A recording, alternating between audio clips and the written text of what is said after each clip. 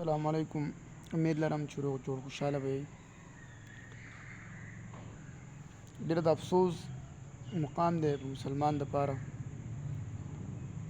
چې مسلمان دومره کمزوری ولې شو.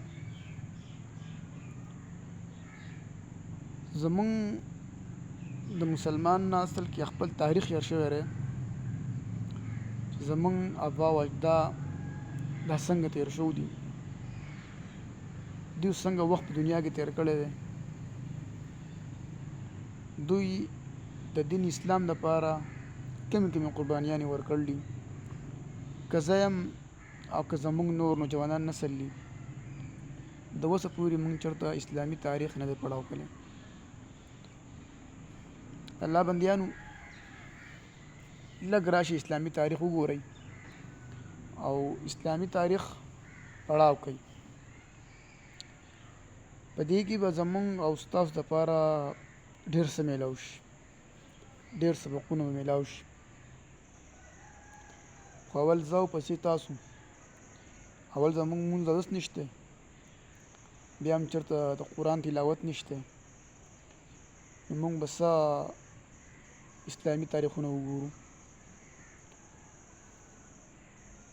وړوکی غونته ملک ته اسرائیل، پچونګی، پټوڼی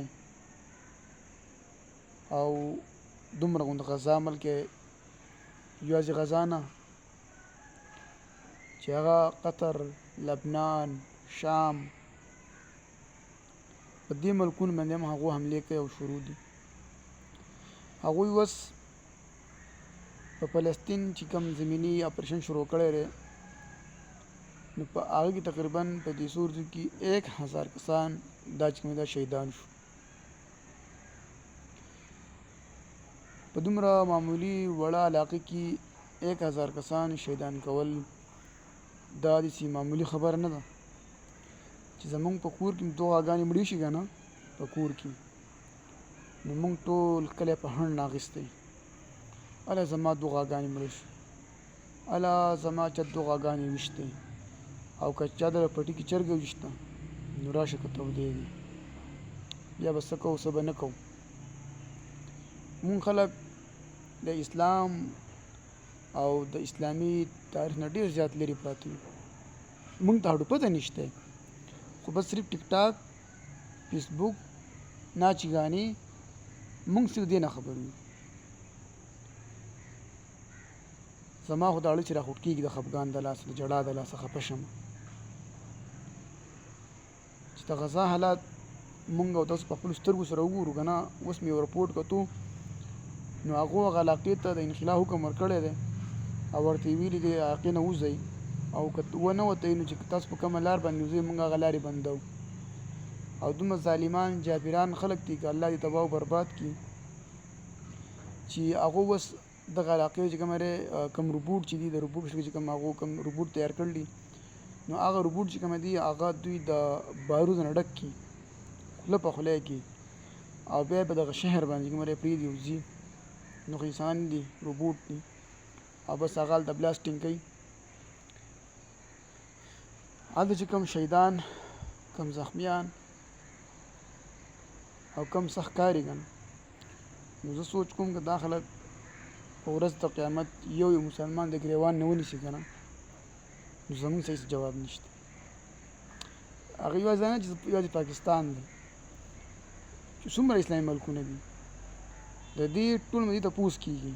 په مذمتو باندې کار نه کېږي چې بس مذمت په مذمت څه اټمي حمله نه ده چې ته په اټمي حمله وکړې بس ختم یې کړي. هغو ته هم پته لګېدله چې بس مسلمان تش مذمت ته پروت نو څه نه دي. نو لهذا مونږ خو تلی نه شو چې غزا ته لاړ شو، هلته په غزا کې شرکت وکړو، لرې یو. کم سے کم په خپل کور کې چې د هغوی دپاره مونږ دعاګانې وغواړو، د هغوی دپاره روجې ونیسو، زنانو ته ووایو هغو به دعاګانې وغواړي. امید لرم انشاءالله الله به ضرور رحم کوي، خو لږه مهرباني وکړئ. مسلمان مخکې داسې نه و، دا اوس چې کوم حالاتو کې مسلمان روان دی که نه وځي، دا مخکې داسې نه و. د مسلمان یو تاریخ پروت دی، تاریخ په دنیا کې. که د هغې ته د کفارو نه تپوس وکړې نه به راته وایي چې واقعي مسلمان څنګه و. ځکه چې په هغه وخت په مسلمان کې عدل و انصاف و، او اوس په مسلمان کې عدل او انصاف ختم شوی نشته.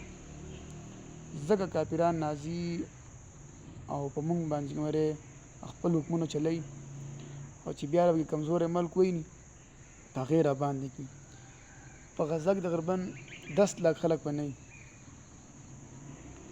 چې هغه دي ظالمانو جابرانو داسې هلې ورسره وکړو، غټې غټې آبادیانې وي او هغه داسې راواچوي، تاسو نه سې کړي، هر څه زمین بوس کړه. نو د الله دپاره بایکاټ خو زمونږ په وس طاقت کې نه موږ بایکاټ وکړو، یا زمونږ بایکاټ باندې هېڅ کار نه کېږي، نه موږ کولی شو نه کوو. نو چې کم سے کم موږ د غزا د خلکو دپاره دعاګانې وغواړو، د هغوی دپاره ختمونه وکړو، او د هغوی دپاره روژې ونیسو، او مړه که نور بحث کوو که نه بیا هم دا زړه نه زړه دا خوږېږي دړ کوي. په هغوی الله خپل رحم کرم وکړي.